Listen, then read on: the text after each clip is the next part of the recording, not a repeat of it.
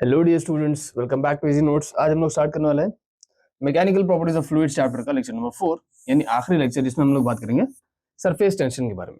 ठीक है, तो देखते हैं सरफेस टेंशन क्या होता है। देखो, यूजुअली अगर मैं बात करूं तो मान लो ये एक सरफेस ऑफ वाटर है। ठीक है, क्या है? एक सरफेस ऑफ वाटर है। अब सरफेस ऑफ वाटर में कुछ इधर मॉलिक्यूल्स होंगे वाटर के, right? ये हमारे वाटर के मॉलिक्यूल्स होंगे। अच्छा, कुछ मॉलिक्यूल्स अंदर भी होंगे इधर।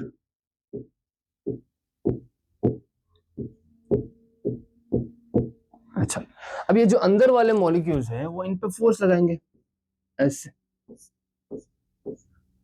अंदर की तरफ, राइट? कुछ ऐसे फोर्स लगाएंगे, अंदर की तरफ खींचेंगे। तो क्या होगा, ये जो सरफेस ऐसे बना हुआ था स्ट्राइट में ऐसे, वो क्या होना शुरू हो जाएगा? ऐसे होना शुरू हो जाएगा। बट एक्चुअल में ऐसा होता नहीं है, राइट? क्योंकि अगर किसी भी सरफेस को देखोगे तो वो स्ट्राइट रहेगा। क्यों रहता है? क्योंकि अब मान लो अंदर के मॉलिक्यूल जो है उसको फोर्स लगा के ऐसा करने की कोशिश कर रहे हैं, तो उसकी वजह से एक ऑपोजिशन फोर्स लगेगा। क्या करेगा? एक खुद का फोर्स नॉर्मली ऐसे टेंजेंशियली ऊपर की तरफ अपने आप को स्ट्रेच करने के लिए सरफेस लगाएगा। उस फोर्स को हम लोग कहते हैं सरफेस टेंशन। ठीक है, स्ट्रेचिंग फोर्स, जो कि एक यूनिट लेंथ, ये पूरे लेंथ पे लगता है, उसको हम लोग क्या कहते हैं? Surface tension. जैसे कि अब मान लो ये एक सरफेस ऑफ वाटर है। अब यहाँ पे अगर इस लेंथ की बात करूं मैं, तो यहाँ अंदर की तरफ फोर्स लग रहे होंगे दोनों तरफ से इसे, राइट? अंदर की तरफ। तो इस पे जो ऑपोजिशन फोर्स, मतलब इसके टेंजेंशियली जो फोर्स लगाएगा ये लेंथ के अक्रॉस, उसको हम लोग क्या कहेंगे? Surface tension. तो surface tension is a stretching force that exists over the surface of a liquid and it is measured by tangential force per unit length.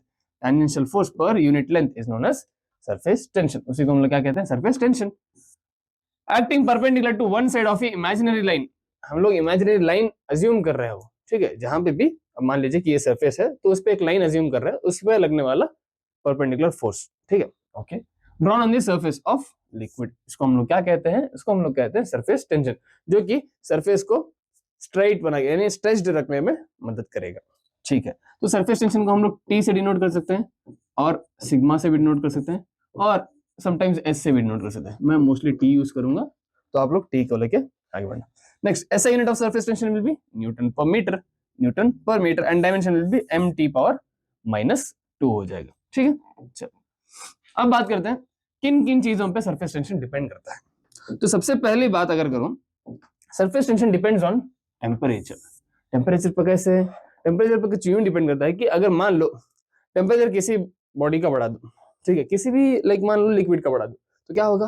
वहां के जो मॉलिक्यूल्स होंगे उनके बीच का फोर्स ऑफ अट्रैक्शन कम हो जाएगा, राइट? राइट, जितना ज्यादा टेम्परेचर बढ़ाऊंगा उनके बीच का फोर्स ऑफ अट्रैक्शन उतना कम होगा। अगर फोर्स ऑफ अट्रैक्शन कम हो जाएगा तो सरफेस टेंशन में क्या लगेगा? उधर कम लगेगा, obviously surface tension decreases as the temperature increases, surface tension decreases.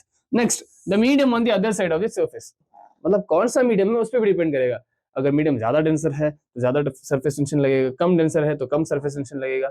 Depend करेगा कि कौन सा मीडियम है। तो दो चीजों पे, टेम्परेचर और मीडियम पे डिपेंड करेगा। ठीक है, चलो अब बात करते हैं कुछ फिनोमिना जहां पे सरफेस टेंशन यूज हो रहा है। ठीक है, सरफेस टेंशन के बेसिस पे वो चीजें एक्सप्लेन की गई है, उन सभी को बात करते हैं हम लोग। तो देखो, सबसे पहले a needle or a razor blade can be supported on water by placing very gently. ठीक है, अब क्या होता है, मान लो आप एक नीडल लो या एक रेजर ब्लेड लो, ठीक है, उसको लेके जाके, अब मान लो ये सरफेस ऑफ वाटर है, धीरे से इधर रखो, तो क्या होगा? ये नीडल या रेजर ब्लेड अगर आप डायरेक्टली ऐसे डाल दोगे तो अंदर चली जाएगी, नीडल हो या ब्लेड हो, एनीथिंग, वो अंदर चला जाएगा। अगर आप लोग जेंटली स्लोली लेके जाके ऐसे प्लेस करें तो क्या होगा? वो ऊपर तैरती हुई दिखाई देगी। ठीक, क्यों होता है ऐसा?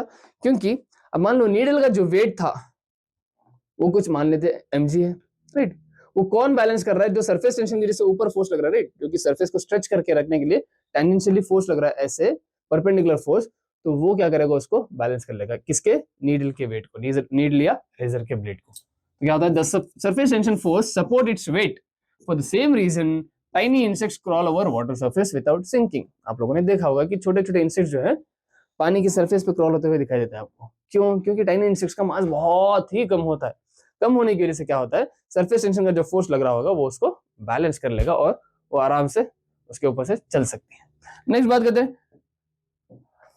Due to surface tension stagnant water supports mosquito eggs. मतलब किसी भी नाली में अगर देखा होगा आप लोगों ने कि मस्कीटो के एग्स बहुत ज्यादा होते हैं, राइट, इसीलिए वहां पे बहुत ज्यादा मस्कीटोज हमें दिखाई देते हैं जहाँ पे गंदगी होती है वहां। अब क्या होता है, मस्कीटो के लेयर पे जो है, किसके, मस्कीटो के एग्स होते हैं, सॉरी मस्कीटो के लेयर कह रहा हूँ, स्टैग्नेंट वाटर के लेयर पे जो है वो मस्कीटो एग्स होते हैं। अब मस्कीटो एग्स जो है उनका वेट बहुत ही कम होता है, तो सरफेस टेंशन उसको बैलेंस करता हुआ दिखाई देता है, ओके, उस वजह से वो वहां रहते हैं। अब अगर हम लोग ये करें कि वहां पे केरोसिन ऑयल डाल दें तो क्या होगा, ये जो फिल्म बनी हुई थी, सरफेस की फिल्म बनी हुई थी, वो पतली हो जाएगी, और वो उसकी वजह से जो सरफेस टेंशन लग रहा होगा वो उसको बैलेंस नहीं कर पाएगी। किसको बैलेंस नहीं कर पाएगा, weight of the mosquito eggs. तो क्या होगा, वो मस्कीटो एग्स अंदर चले जाएंगे और तबाह हो जाएंगे। Next, but if kerosene oil is sprayed on the surface of water, then the thin film forms cannot support the eggs due to smaller surface tension. Surface tension कम हो जाएगा तो वो बैलेंस नहीं कर पाएंगे। Next, in the absence of gravity, liquid drafts are perfectly spherical. To manufacture lead shots, molten lead is poured from a height into a narrow tube. The freely falling metal drops loses its weight temporarily, and drops formed become perfectly spherical due to surface tension. Raindrops are spherical due to this reason. देखो normally क्या होता है, मान लो एक drop नीचे की तरफ आ रहा है, कुछ ऐसे जा रहा है। अब क्या होगा, यहाँ के जो मॉलिक्यूल्स होंगे उसको ऊपर वाले मॉलिक्यूल्स ऊपर खींचेंगे ऐसे, यहाँ के मॉलिक्यूल्स को अंदर खींचेंगे ऐसे नीचे, यहाँ के मॉलिक्यूल्स को ऐसे, हर जगह के मॉलिक्यूल्स जो है अपने आप के ऊपर फोर्स लगाएंगे, अंदर के मॉलिक्यूल्स बाहर के मॉलिक्यूल्स के ऊपर क्या करेंगे, फोर्स लगाएंगे, तो एक स्फेरिकल नेचर का दिखाई देगा। ठीक है, कोई भी लिक्विड हो, मर्क्यूरी हो या वाटर हो या लेड मोल्टन स्टेट में हो, एनीथिंग, अगर वो नॉर्मली अगर बाहर आएगा, अगर उसको फ्री फॉल करेगा, जैसे कि ऐसे ड्रॉप होगा, तो ड्रॉप होते टाइम क्या होगा, वो अपने आप को एक स्फेरिकल नेचर में कन्वर्ट कर लेंगे ड्यू टू सरफेस टेंशन। ठीक है, next, when a paint brush is immersed in water. अब मान लो कि एक पेंट ब्रश को आप लोग वाटर में डालें, ठीक है, जैसे वाटर में डालोगे क्या होगा, उसके जो ये होंगे ब्रशेस खुल जाएंगे ऐसे, राइट, क्यों, क्योंकि वहां पे जो बीच में पानी था उसका सरफेस टेंशन बढ़ गया, उसका सरफेस एरिया क्या हो गया, बढ़ गया। ठीक है, और बट जैसे आप लोग बाहर निकालोगे फिर से वापस जुड़ जाएंगे, क्यों होता है, ये भी सरफेस टेंशन की वजह से होता है। तो क्या होता है, देखो, when a paint brush is immersed in water, the hairs of the brush stand spread out and separated, but on taking brush out of water, the hairs will all clinch together. This is due to the fact that surface tension tends to contract the film of water between the bristles. ठीक है, वो जो ये bristles के बीच में जो पानी होता है उसके सरफेस टेंशन को कॉन्ट्रैक्ट करती है वो। ठीक है, डन। चलो नेक्स्ट बात करते हैं सरफेस एनर्जी की। अब मान लो सरफेस टेंशन क्या था, सरफेस टेंशन था एक यूनिट लेंथ पे लगने वाला फोर्स। अगर मैं बात करूं सरफेस एनर्जी की, अब एक एरिया पे जो लगेगी ना, एरिया पे जो सरफेस टेंशन लग रहा होगा उसको हम लोग कहेंगे सरफेस एनर्जी। लेंथ पे जो सरफेस टेंशन लग रहा था उसको फोर्स यानी F = T × L था। ओके, सिमिलरली अगर एरिया पे लगेगा एक्स्ट्रा पोटेंशियल एनर्जी जो हम लोग सरफेस पे लगा रहे हैं पर यूनिट एरिया, उसको हम लोग क्या कहते हैं, उसको हम लोग कहते हैं सरफेस एनर्जी। ठीक है, surface energy can be given by surface tension into area. The extra potential energy of the molecules in the surface layer of the liquid is called surface energy. जो एक्स्ट्रा एनर्जी लगा रहे थे हम लोग इधर, उसको हम लोग क्या कहेंगे, सरफेस एनर्जी। तो यहां से सरफेस एनर्जी यू से डिनोट कर सकते हैं इसको, T × ΔA लिख सकते हैं, क्योंकि एरिया जो है चेंज हो रहा होगा, सरफेस टेंशन कांस्टेंट होगा, राइट। हाँ, नेक्स्ट, अच्छा ये तो नॉर्मली लिक्विड ड्रॉप के लिए, इसके लिए लिक्विड ड्रॉप के लिए। ठीक है, अगर मैं बात करूं सोप बबल की, for soap bubble, soap bubble के लिए ये डबल हो जाएगी, U = 2 times of T × ΔA। बस याद रखेंगे सोप बबल के लिए क्या हो जाएगी, ये डबल हो जाएगी 2 × T टाइम्स ऑफ ΔA। ठीक है, चलो नेक्स्ट बात करते हैं एंगल ऑफ कांटेक्ट की। अब एंगल ऑफ कांटेक्ट क्या है, मान लो ये एक सॉलिड सरफेस है, ठीक है, अब इसके ऊपर पानी की बूंद है, एक बूंद जो है वो ऐसी है, एक बूंद कुछ ऐसी पड़ी हुई है। ठीक है, अब एंगल ऑफ कांटेक्ट ये है कि मान लो ये पॉइंट की अगर मैं बात करूं, ये पॉइंट पे अगर मैं टेंजेंट ड्रॉ करूं तो वो सरफेस सॉलिड सरफेस से जितना एंगल बनाएगा उसको हम लोग कहेंगे contact angle of that point. अब उस पॉइंट पे अगर मैं टेंजेंट ड्रॉ करूं और वो सॉलिड सरफेस से कितना एंगल बना रहा है उसको हम लोग क्या कहेंगे, एंगल ऑफ कांटेक्ट। देखो इस पॉइंट पे अगर मैं बात करूं, ये हो गया टेंजेंट और ये हो गया हमारा सॉलिड सरफेस, तो ये हो जाएगा हमारा एंगल ऑफ कांटेक्ट। ठीक है, तो क्या angle of contact is defined as the angle between the tangent to the liquid surface drawn at a point of contact जहाँ पे पॉइंट ऑफ कॉन्टैक्ट है, एंड सॉलिड सरफेस, उन दोनों के बीच का जो एंगल होगा उसको हम लोग क्या कहेंगे, एंगल ऑफ कॉन्टैक्ट। ठीक है, okay. The angle of contact is acute यानी less than 90 degree, then the liquid will wet the surface. मान लो कि एक्यूट एंगल हो लेस देन 90 डिग्री, तो देखो ये पानी जो है ऐसे बैठता हुआ दिखाई दे रहा है, मतलब ये एक्चुअली में पड़ा ऐसे, बट ऐसे बैठता हुआ दिखाई दे रहा है, तो क्या कर रहा है, सरफेस को वेट कर रहा है। ठीक है, कब होगा, जब एक्यूट एंगल होगा तब। अगर ऑब्ट्यूज एंगल होगा ऐसे, तो सरफेस को वेट नहीं कर रहा है, राइट, कंप्लीटली जाके पूरा ऐसे बैठ नहीं जा रहा है, ऐसे ही है in solid form, I mean spherical form. तो अगर ऑब्ट्यूज होगा then it will not wet the surface. ठीक है, ओके। अब बात करते हैं excess of pressure inside the curved surface. मान लेते हैं कि क्या होगा, देखो मान लो अब यहाँ के मॉलिक्यूल्स अगर इसको खींच लेंगे अंदर की तरफ, तो क्या होगा, अंदर ज्यादा पानी हो जाएगा, तो अंदर की तरफ ज्यादा प्रेशर डेवलप हो जाएगा, राइट, तो वो बाहर की तरफ प्रेशर कम होगा। अगर देखो अगर नॉर्मली ऐसा है तो ऊपर भी प्रेशर सेम है, नीचे भी प्रेशर सेम है, तो यहाँ पे प्रेशर जो है बैलेंस है। अगर ऐसे चला गया तो अंदर की तरफ प्रेशर ज्यादा होगा, अगर ऐसे आ गया तो ऊपर की तरफ प्रेशर ज्यादा हो जाएगा। हाँ, तो इस वजह से क्या होगा, जो एक्सेस, जो डिफरेंस इन प्रेशर होगा इनसाइड और आउटसाइड में, that will be the excess pressure. Simple, अंदर और बाहर में जो डिफरेंस इन प्रेशर होगा that will be the excess pressure. ठीक है, when the surface free surface of any liquid changes and is curved, then there is a change in pressure. This is the difference in pressure caused between the inner side and the outer side of the surface. This results in the excess pressure. उसी को हम लोग क्या कहते हैं, excess pressure कहते हैं। तो एक्सेस प्रेशर क्या होता है, एक्सेस प्रेशर क्या, अगर एक लिक्विड ड्रॉप के बारे में बात करूं तो पी इनसाइड माइनस आउटसाइड की बात करते हैं। मोस्टली इनसाइड ज्यादा होता है कंपेयर टू आउटसाइड। ठीक है, आउटसाइड सिर्फ एटमॉस्फेयर की वजह से, अंदर पानी की वजह से प्लस एटमॉस्फेयर की वजह से होता है। ठीक है, तो दैट विल बी 2T/R। अगर लिक्विड ड्रॉप की बात करें तो अगर वही सोप बबल की अगर मैं बात करूं तो वो 4T/R हो जाएगा, मतलब इंटू 2 हो जाएगा। जैसे एनर्जी इंटू 2 हो रही थी, राइट, ये भी क्या हो जाएगा, इंटू 2 हो जाएगा। अब ये 2T/R आया कैसे, वो अभी निकालते हैं। डन, चलो निकाले। तो मान लो मेरे पास क्या था, हमें क्या निकालना, एक्सेस प्रेशर, राइट। हाँ, तो मान लो एक सरफेस था कुछ ऐसे, ठीक है, इसका हम लोगों ने रेडियस बढ़ा दिया। अब रेडियस जब बढ़ाएंगे तो क्या हो जाएगा,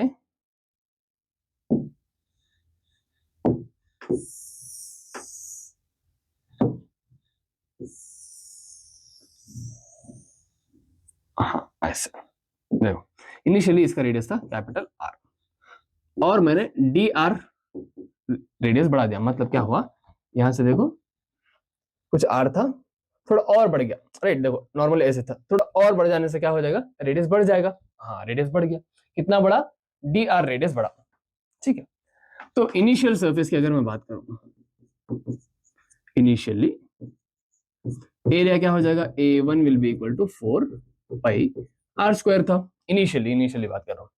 फाइनली क्या होगा, फाइनली जो है ये हो जाएगा area A2 is equal to 4πr plus D R the whole square, यही था। हाँ, r plus D R the whole square. हाँ, तो यहां से A2 की अगर मैं बात करूं, ये हो जाएगा 4πr plus D R the whole square, A plus B the whole square formula है। तो क्या है, ए स्क्वायर यानी R square plus B square यानी D R square plus 2ab यानी 2r डी आर। अच्छा, अभी डी आर जो है दैट इज टू स्मॉल, तो डी आर स्क्वायर क्या हो जाएगा, बहुत ही छोटा होगा। Therefore D R square can be neglected. क्या वजह से, बिकॉज इट इज स्मॉल, यानी बहुत छोटी हो जाएगी वैल्यू। डी आर की वैल्यू पहले छोटी है, डी आर स्क्वायर कर देंगे तो बहुत ही ज्यादा छोटी हो जाएगी, राइट। तो उसको हम लोग क्या कर सकते हैं, नेग्लेक्ट कर सकते हैं। तो ये अगर नेग्लेक्ट कर देंगे तो ये क्या हो जाएगा, A2 will be equal to 4πr² plus 8πr dr, multiply कर लेंगे। ठीक है, ये हो जाएगा हमारा एरिया 1, ये एरिया 2। ठीक है, ओके। अब जो भी हम लोग वर्क करेंगे, एक्स्ट्रा वर्क यानी एक्सेस वर्क करेंगे, वही तो एनर्जी में चेंज होगा, right. Delta U surface energy में चेंज होगा। जो भी एक्स्ट्रा वर्क कर रहा है, राइट, इसको बढ़ाने में, वही उसकी सरफेस को इंक्रीज करने में मदद कर रहा है, यानी सरफेस एनर्जी बढ़ा रहा है। हाँ, बढ़ा रहा है। तो what is work done, work done is force into displacement, extra force into displacement X. Is equal to what is surface energy, T into delta A. ठीक है, चलो देखते हैं। अब what was pressure, pressure is nothing but sorry force, force is nothing but pressure, excess pressure into area. अच्छा, area initially कौन सा था, area was 4 pi R square, initially यही था, इसी को बढ़ा रहे थे। हाँ, डिस्टेंस कितना बढ़ाया हम लोगों ने, डी आर डिस्टेंस बढ़ा दिया इसको, into D R, that was equal to surface tension into area. Area क्या है, A2 माइनस A1, तो P excess into 4 pi R square D R is equal to T into what is A2, A2 is 4 pi r square plus 8 pi r dr, 4 pi r square plus 8 pi r dr minus what is A1, A1 क्या है, A1 है 4 pi r square, A1 हो जाएगा हमारा 4 pi r square, तो plus 4 pi r square minus 4 pi r square का, तो बचा क्या है, P excess into 4 pi r square dr will be equal to T into 8 pi r dr, तो r dr pi pi r dr चला जाएगा, 4 1s are 4 2s are, तो यहाँ पे बचा क्या है, P excess into r is equal to 2T, ठीक, 2T। तो अब मैं बात करूँ अगर P एक्सेस की यानी एक्सेस प्रेशर की, वो क्या हो जाएगा 2T upon r, hence proved right. यहाँ पे हम लोगों ने प्रूफ कर दिया कि जो हमारा एक्सेस प्रेशर होगा वो कितना होगा 2T अपॉन r होगा। किसके लिए, लिक्विड ड्रॉप की बात कर रहे थे, अगर सोप की बात करेंगे तो 2 टाइम्स और मल्टीप्लाई हो जाएगा क्योंकि उसके दो सरफेसेस होंगे, ठीक है। चल नेक्स्ट, कैपिलरी राइज। अब कैपिलरी राइज क्या है, आप लोगों ने बचपन में क्या होगा राइट, अगर एक बाल्टी में या बकेट में पानी होगा तो उसमें आप लोगों ने जग डुबाया होगा, जैसे ही जग को डुबाया होगा ये पानी अंदर आया होगा और आप लोगों ने ऐसे उठाया होगा, राइट, होता करे होंगे छोटे रहते, जब तक छोटे थे आप लोगों ने ऐसी शैतानी बहुत की होगी। हाँ, तो क्या होता है, जैसे हम लोग इसको अंदर डालेंगे एक पानी से भरे हुए बीकर में, तो क्या होगा, यहाँ पे ये जो पानी था यहाँ अंदर जाना शुरू हो जाएगा, ठीक है, क्योंकि यहाँ पे एक्स्ट्रा प्रेशर लग रहा है राइट, तो जो भी प्रेशर लगेगा वो अंदर जाना, उसकी वजह से पानी जो है कहाँ जाना शुरू हो जाएगा, अंदर जाना शुरू हो जाएगा। अब अंदर जाते ही कितनी हाइट रेज होगा, this is nothing but capillary rise, इसी को हम लोग हाइट ऑफ लिक्विड कॉलम कहते हैं, जो कि हमें निकालना है कि क्या है एक्चुअल में, ठीक है। तो चलो देखते हैं क्या है। मान लो इनिशियली कुछ ऐसा था राइट, इतनी हाइट ऊपर आया था, h हाइट, और ये हमारा सरफेस था, यही है सिंपल, ओके। अब यहाँ पे एक है पॉइंट बी मान लेता हूँ और ये मान लेते हैं पॉइंट ए। अब पॉइंट बी क्या है, इसी सरफेस पे। अब सरफेस पे कौन सा फोर्स लग रहा है, इधर इधर लग रहा है एटमॉस्फेरिक फोर्स राइट, हाँ एटमॉस्फेरिक फोर्स लग रहा है। तो क्या मैं कह सकता हूँ P at B is equal to P ATM, that is nothing but P naught बोल लेता हूँ, एटीएम को क्या बोल रहा हूँ मैं, P नॉट, ठीक है, डन, इतना खत्म, ओके।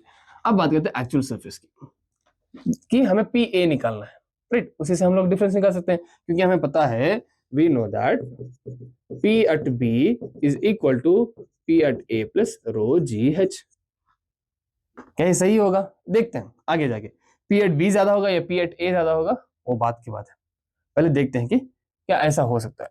चलो अब एक सरफेस लेते हैं, ठीक है, ऐसा। अब इस सरफेस पे ये है पॉइंट ए, तो यहाँ पे क्या फोर्स लगेगा, यहाँ पे जो हमें फोर्स लगेगा that will be P A into A, इस पॉइंट पे पी ए इंटू ए। और बाहर की अगर मैं बात, अच्छा पी ए इंटू ए कैसे लगेगा, ऊपर की तरफ, ऑब्वियसली यहाँ पे फोर्स ऊपर की तरफ लगेगा राइट, क्योंकि पानी इधर से आ रहा है, हाँ ऊपर एटमॉस्फेरिक प्रेशर है तो उसकी वजह से प्रेशर नीचे, फोर्स नीचे लगेगा, पी नॉट इंटू ए, ओके।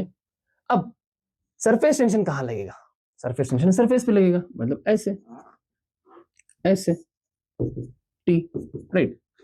तो अब यहां से अगर ये एंगल थीटा हो जाएगा तो ये वाला एंगल क्या होगा, ये वाला एंगल थीटा होगा राइट, हाँ, तो वो एंगल भी थीटा मान लेते हैं हम लोग। तो यहाँ से अगर देखो तो ये एंगल भी क्या हो जाएगा हमारा, थीटा, राइट।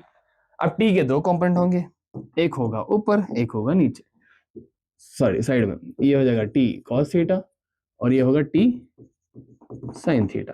यहाँ पे भी होगा टी कॉस थीटा और ये वाला हो जाएगा हमारा टी साइन थीटा। और याद रखें टी इधर सरफेस टेंशन है, क्या है, सरफेस टेंशन, नॉट टेंशन। बाद में आप लोग सिर्फ टेंशन समझ जाएंगे, टेंशन इज अ फोर्स, इसीलिए सरफेस टेंशन है, ठीक है। अब हमें upward force is equal to downward force करना है फॉर इक्विलिब्रियम, राइट। हाँ, वो ऐसे ही रह रहा है। हाँ, तो अब क्या होगा, अपवर्ड कौन सा लग रहा है, P A is equal to downward P naught A plus, अब टी कॉस थीटा कहां लग रहा है, पूरे सरफेस पे लग रहा है, तो T cos theta into 2πr। अगर ये दो लेते हैं तो 2t cos theta into half surface पे लगता है r। एक की बात करें तो पूरे सरफेस पे लग रहा है 2πr। चलो, तो अब यहां से देखो पी नॉट ए इधर आएगा, P A minus P naught into A हो जाएगा, दोनों का कॉमन, तो क्या हो जाएगा T cos theta into 2πr। तो क्या हो जाएगा P A minus P naught into what is A, area is 4πr², यही एरिया है। हाँ, एक मिनट, 4πr², ये πr² होगा, राइट। ये एक सिर्फ सरफेस की बात कर रहे हैं हम लोग, हाँ, तो πr², वो इसकी बात नहीं कर रहे, राइट, सिर्फ सरफेस की बात कर रहे हैं। πr² is equal to T cos theta into 2πr। अब यहां से क्या क्या कैंसिल होगा, एक πr से πr चला जाएगा, ठीक है। तो अब बचेगा पी ए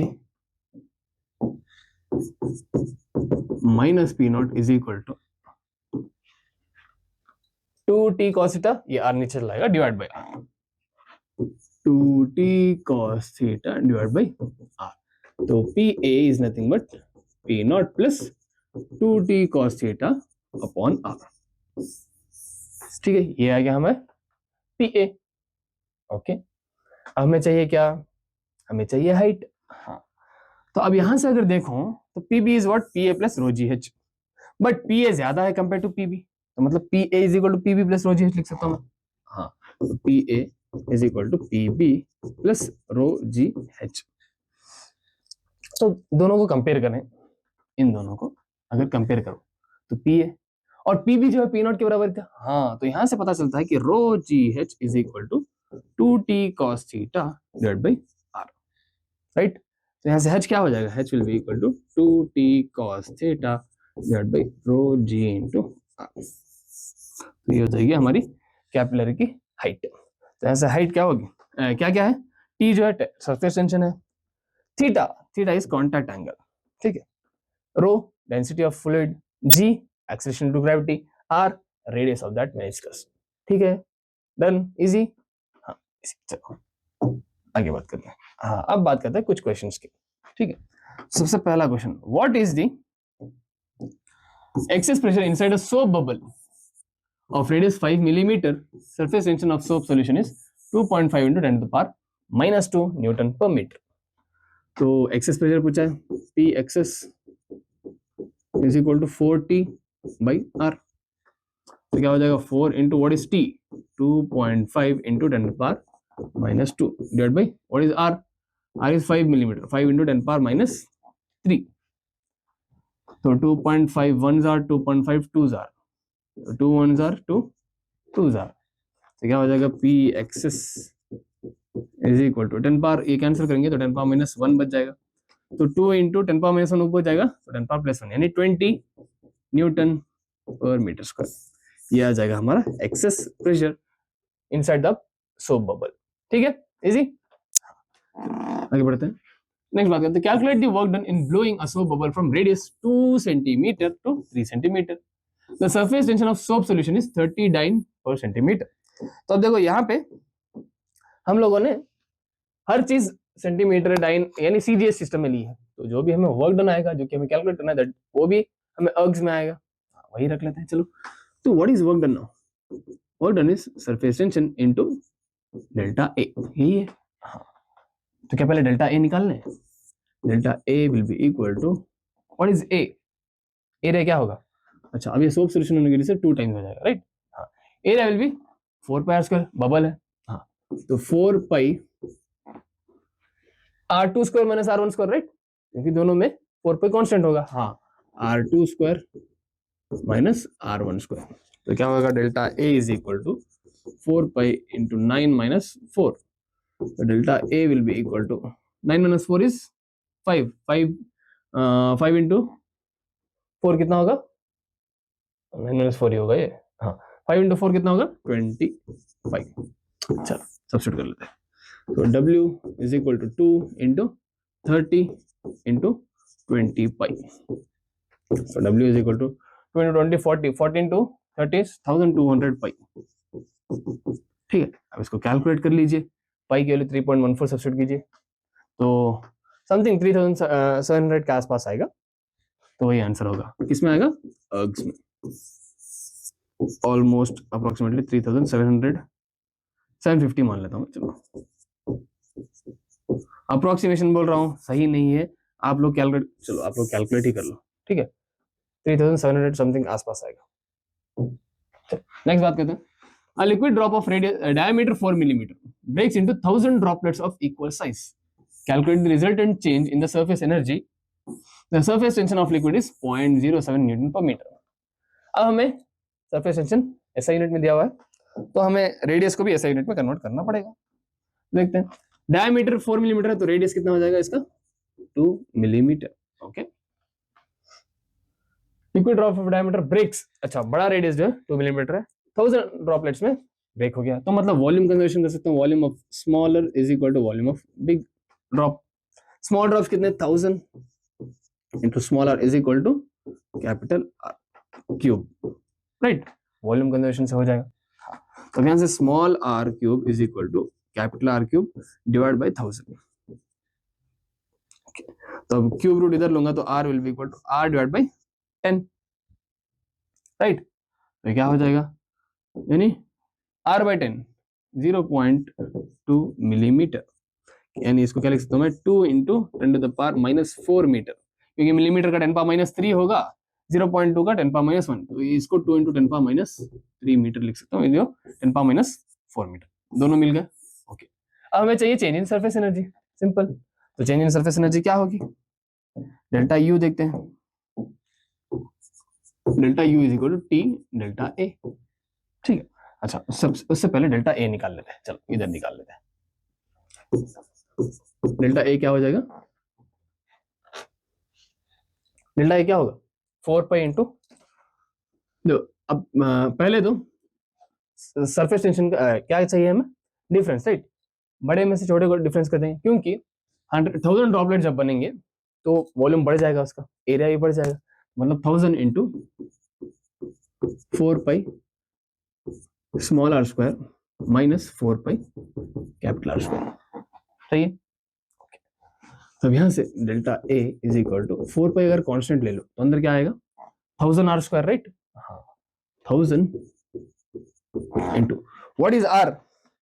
2 इंटू 10 पावर माइनस 4, तो ये हो जाएगा 4 into 10 power minus 8, right? R square था, हाँ, यहाँ पे 4 पे कांस्टेंट लिया, तो आर क्या है? 2 इंटू 10 पावर माइनस 3, तो ये हो जाएगा हमारा 4 इंटू 10 पावर माइनस 6, यानी होल स्क्वायर क्या है? तो दो जीरोस अगर कैंसिल करूंगा तो 10 पावर माइनस 6 बचेगा यहाँ से भी। ओके, तो delta A will be equal to 4 pi into 10 power 6 common ले सकता हूँ फिर से, माइनस 6 दोनों में, राइट? तो अंदर बचा क्या है? 10 into 4 40 minus 4, right? Okay, so delta A will be equal to 4 pi into 36 into 10 power minus 6, सही है? So delta A can be written as 4 pi into 36, calculate करते हैं, चलो।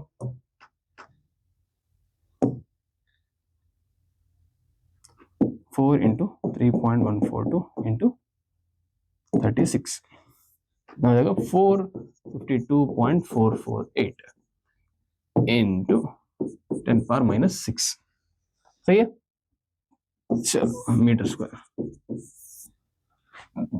आगे बढ़ते हैं। अच्छा, अब यहाँ पे सब्स्टिट्यूट करना है, ये कितना था 0.07 इंटू 452.448 इंटू 10⁻⁶। अब इसको मल्टीप्लाई कर लेते हैं, अरे 452.448 इंटू 0.07, डेल्टा यू कितना हो जाएगा 31.67 इंटू 10⁻⁶ जूल, या तो 31.67 माइक्रो जूल भी आप लोग लिख सकते हो। Done, easy done. पहले हम लोगों ने क्या किया, एरिया निकाला, उसके बाद पहले वॉल्यूम कंजर्वेशन किया, राइट, वहां से स्मॉल आर निकाला, उसके बाद हम लोगों ने एरिया की बात की, चेंज इन एरिया, उसके बाद हम लोगों ने सरफेस एनर्जी की बात की। इजी। चलो नेक्स्ट, अगला question, a liquid drop of diameter d breaks up into 27 tiny drops, find the resulting change in energy, take the surface tension of the liquid as T। ठीक है, तो ये भी ऑलमोस्ट सेम ही है, right, पिछले वाले question की तरह। तो आप लोग होमवर्क करेंगे और मुझे कमेंट सेक्शन में जरूर बताएंगे, ठीक है। तो इसी के साथ आपका ये लेक्चर कंप्लीट होता है और ये चैप्टर भी कंप्लीट होता है। तो मिलते हैं नेक्स्ट चैप्टर के पहले लेक्चर में, यानी थर्मल प्रॉपर्टीज ऑफ मैटर के सबसे पहले लेक्चर में, जिसमें हम लोग बात करेंगे टेम्परेचर स्केल्स के बारे में, ठीक है। तो मिलते हैं, तब तक के लिए बाय बाय।